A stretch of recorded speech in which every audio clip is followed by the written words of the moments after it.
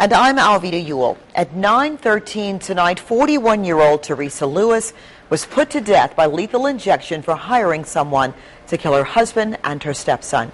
Have you ever wondered what it feels like to count down the final hours of your life, knowing that no phone call is coming, no one is saving you, and the world is watching? On September 23, 2010, Teresa Lewis, a 41-year-old woman from Virginia, had only hours left before her execution. He had become a moment of national debate regarding her mental capacity. She was convicted of planning the murders of her husband and stepson, but she never pulled the trigger. Still, on the night of September 23rd, she walked into the death chamber with fear in her eyes. So what made her different? What happened in those final moments? Did she fear death or welcome it? Was this justice or a failure of mercy? And what did Teresa say before the needle was pushed? This is the story of Teresa Lewis's final 24 hours. Before we walk into the final hours of her life, we must first understand the woman behind the headlines and the chilling question her case raised. Can someone be both weak and dangerous at the same time? Teresa Wilson was born on April 26, 1969 in Danville, Virginia. Her family was poor. Her parents both worked long hours in a local textile mill just to make ends meet. As a young girl, Teresa sang in church. That's also where she met the man who would become her first husband. At just 16 years old, Teresa dropped out of school and got married.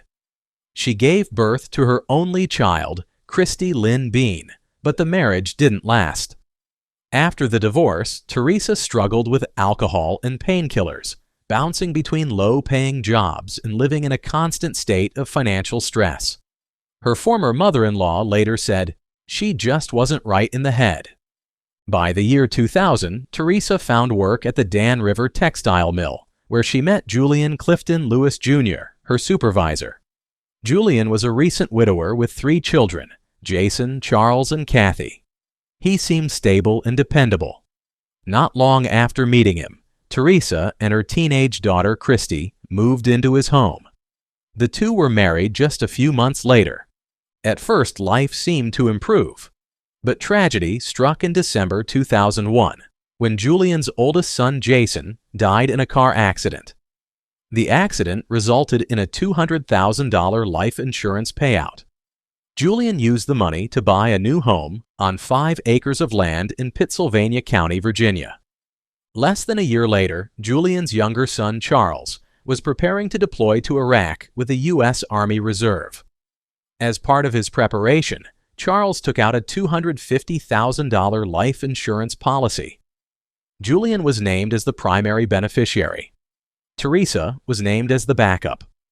That one decision would set everything in motion.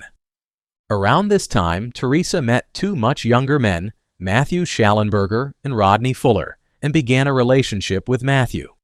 She offered the men relationship, money, and a place to stay. By October 23rd, Teresa gave them $1,200 to buy guns and ammunition. The goal was clear: kill her husband, Julian Lewis, and his son, Charles, collect the insurance money, and split the cash. Their first attempt, ambushing Julian on the road, but they failed. But they were determined. Teresa promised them it would be easy. All they had to do was come back when Charles returned from his military training in Maryland. She would make sure the door was open. On the night of October 30th, Charles had returned home to visit from Army training. That night, Teresa left the back door of the trailer unlocked. While her husband and stepson slept, she waited in the kitchen, calm, cold, ready. Matthew and Rodney entered the house with guns. Julian was shot. Charles survived the attack briefly. He cried out in pain. Teresa waited 45 minutes before calling for help. By the time she did, Charles was dead. But that wasn't all. While Julian was still dying, she reached into his wallet and took out money. She later gave $300 each to Schallenberger and Fuller for a job well done. When police arrived, Julian was still alive, barely clinging to life. And before he took his final breath, he whispered something that would destroy Teresa's story. "My wife knows who done this to me."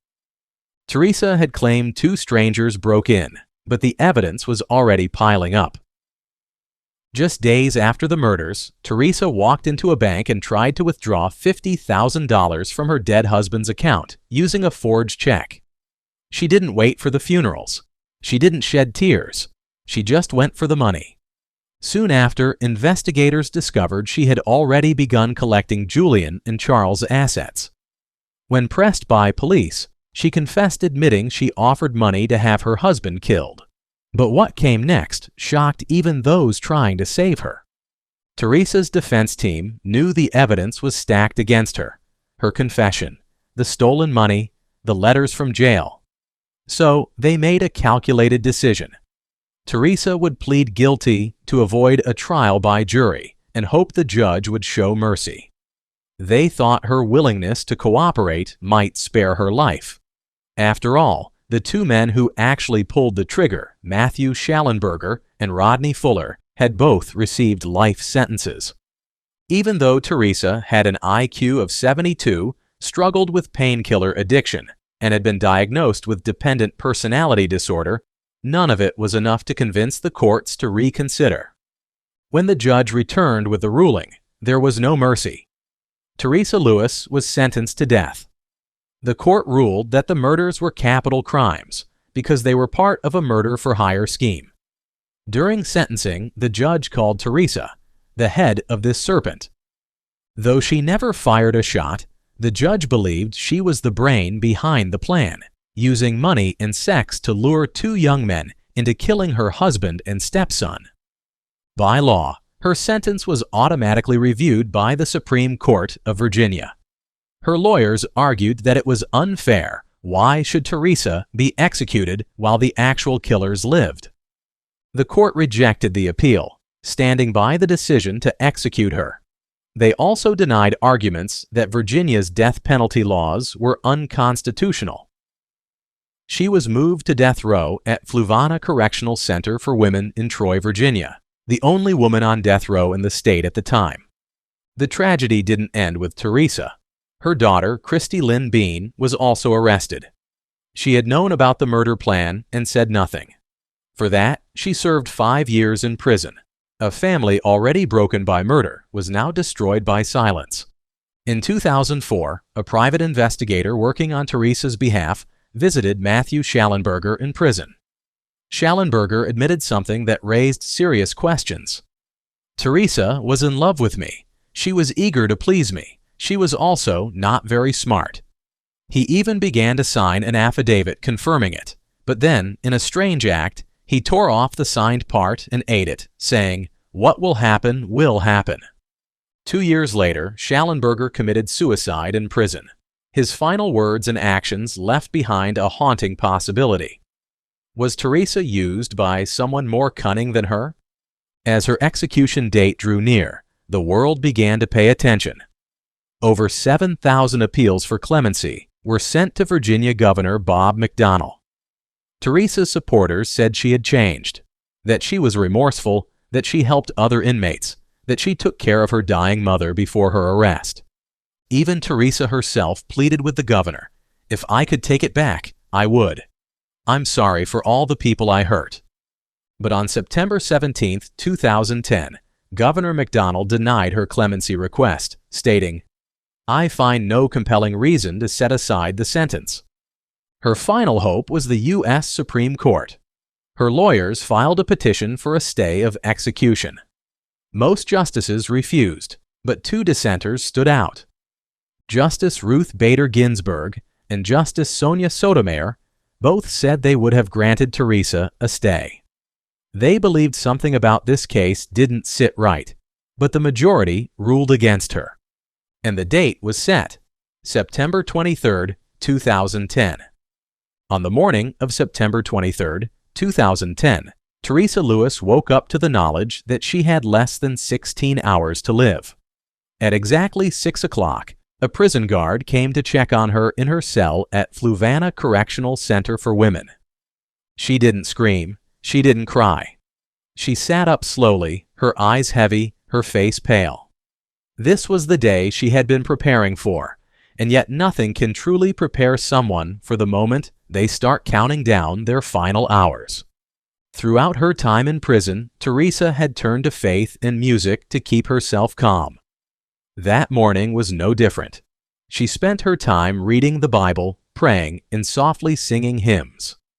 In the hallway, some guards paused outside her cell to listen. It wasn't loud, it was gentle, like a whisper. A woman with a broken past singing toward an unknown future. She did not ask for special treatment. She followed the usual morning routine. Breakfast was served, though it's unclear if she ate. Some say she drank coffee. Others say she just stared at the wall. What is clear is that Teresa was quiet, still, and deeply afraid. There was no visit from her daughter that morning, no phone call, no last-minute miracle.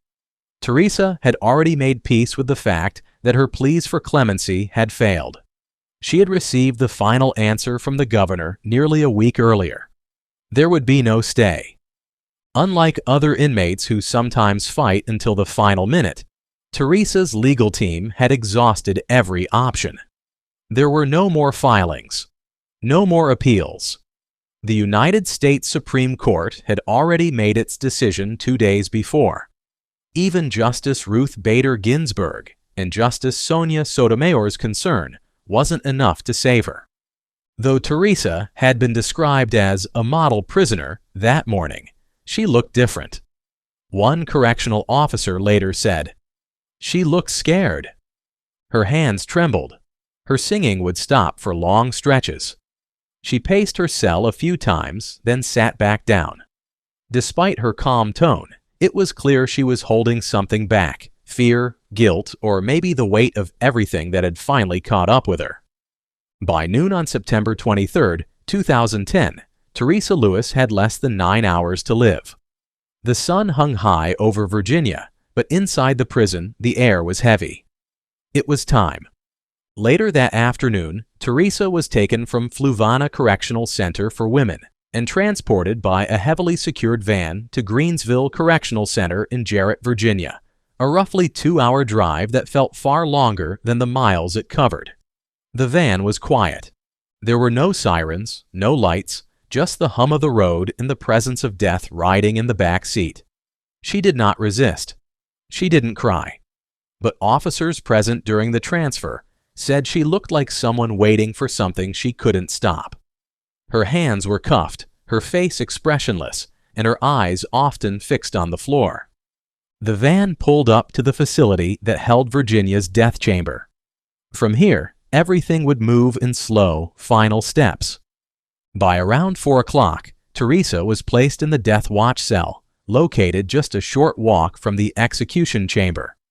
She changed into clean prison clothes and was given the opportunity to speak with clergy, prison officials, or a counselor. There's no record of her requesting any of them. No recorded spiritual advisor. No chaplain. She knew this was it. The waiting was over. Only the sentence remained.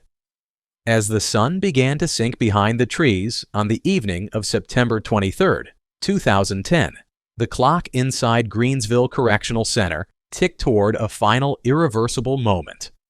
Teresa Lewis had just a few hours left to live. Shortly before 6 o'clock, Teresa was served her last meal. She had requested something simple and southern: fried chicken, green peas with butter, and a can of Dr. Pepper. There was no dessert this time, no apple pie, no ice cream, just a meal as ordinary as the woman once was, before greed, desperation, and manipulation took over her life. She ate slowly, mostly in silence. And Tom, right now Lewis could be having her final meal. She requested fried chicken, sweet peas, and a Dr. Pepper. All of her appeals have been denied, and right now she has no more options. Prison staff later said she appeared nervous, but quiet, not angry, not argumentative, just resigned. She didn't speak to the guards. She didn't cry. She took small bites, sipped her drink, and sat still with the tray in front of her. This would be her last act of choice. From 6 o'clock to 8, Teresa remained in the death watch cell, just a few short steps from the execution chamber. These final hours were slow and quiet. There was no chaos, no last-minute calls from lawyers, no pleas for mercy. Her legal team had tried everything. The governor had denied clemency. The U.S. Supreme Court had refused to stop the execution. There were no more hands left to play. She was alone with her thoughts. At some point, she wrote a final note, but its contents were never shared publicly.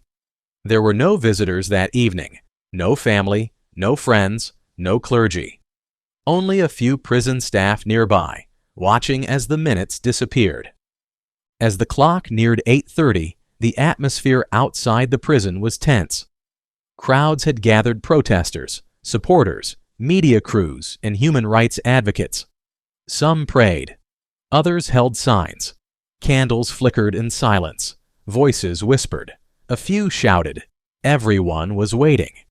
Teresa Lewis would become the first woman executed in Virginia since 1912, and the last before the state abolished the death penalty 11 years later. The execution of Teresa Lewis has been carried out in the manner as prescribed by the laws of the Commonwealth of Virginia. The quiet click of a lock was the last sound Teresa Lewis heard before stepping out of her holding cell. The time was just after 9 o'clock on the night of September 23, 2010. There were no more delays, no more legal filings, no last-minute calls. The order had been signed. The room was ready. Teresa was wearing a blue prison uniform and a simple pair of flip-flops. There were no shoes, no socks, no jewelry. She was led down a short hallway to the execution chamber inside Greensville Correctional Center in Jarrett, Virginia. Those who witnessed the walk said she appeared pale, shaking, and deeply afraid. This wasn't the composed woman who had sung hymns in her cell earlier that morning. This was someone fully aware that these were her final moments. She was guided into the chamber by correctional officers. There were no struggles, no resistance. Teresa simply followed silent, stiff, and wide-eyed. Inside the brightly lit room, Teresa was placed onto the execution table. It was a flat gurney with leather straps. Her arms were stretched outward. Officers secured her ankles, wrists, chest, and head, then carefully inserted an IV line into her arm. Behind the glass partition, official witnesses sat quietly, journalists, prison staff, and a few individuals connected to the victims. In her final moment of humanity, Teresa turned her head toward Kathy Lewis Clifton, her stepdaughter and the daughter of the man Teresa had helped murder. A prison official asked if she had any last words. Her voice was faint but clear. "I'm very sorry." Then she paused and added, "I want Kathy to know I love her." That was it. No final plea, no sermon, just a soft, brief apology to the woman who had lost both her father and brother at Teresa's hands. At exactly 9:40 p.m., the execution team began the procedure. A series of lethal chemicals flowed into her veins, first to sedate, then to stop the heart. Teresa's chest rose slowly, then stopped. Her eyelids fluttered. Her lips parted slightly. A witness later said it looked like she was praying silently in her final seconds. There was no resistance, no twitching, just a slow fading away. At 9:19 p.m., the medical examiner checked her pulse and declared her legally dead. It was done. Teresa Lewis was the first woman executed in Virginia in 98 years, and the 12th woman executed in the U.S. since the death penalty was reinstated in 1976. Her case hit a nerve not just because of the crime, but because of the questions it raised. Should a woman who didn't pull the trigger be executed? Should someone with an IQ of 72 be put to death? Was she judged fairly, or was she punished harder because of her gender and reputation? Richard Dieter, head of the Death Penalty Information Center, said, "So few women are involved in heinous murders that, when they are, they cause greater offense than if they had been men."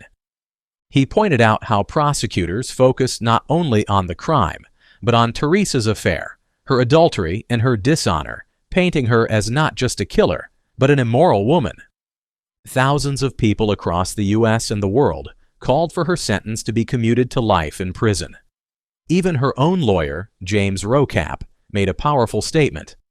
A good and decent person is about to lose her life because of a system that is broken. It is grossly unfair to impose the death sentence on her, while Schallenberger and Fuller received life. Her low IQ and her mental health issues became key talking points. Critics argued she lacked the capacity to truly mastermind such a crime, and that the real leader was Matthew Schallenberger, who had an IQ of 113, far above Teresa's. The controversy didn't stop at the U.S. border.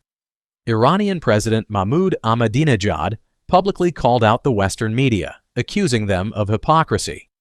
He compared the global outrage over an Iranian woman sentenced to death by stoning for adultery to the relative silence over Teresa Lewis's execution. Even Amnesty International, which opposes all executions, issued a powerful statement. Proceeding with this execution would come dangerously close to violating the U.S. Constitution, which prohibits capital punishment for those with mental retardation. Despite the protests, the legal appeals, the public outcry, and international attention, the execution went ahead. And with it, Teresa Lewis entered the history books not just for what she did, but for what her case revealed. Less than 11 years later, in 2021, Virginia abolished the death penalty entirely. Teresa Lewis was the last woman and one of the final people ever executed by the state. Her life ended with an apology, but the questions she left behind are still debated today. Was justice truly served? Or did the system punish someone for being weak, broken, and desperate? We may never have all the answers, but what we do know is this: her death was not quiet. What do you think? Let us know what you think in the comments below. And if this story made you think, subscribe for more true crime stories that go beyond the headlines.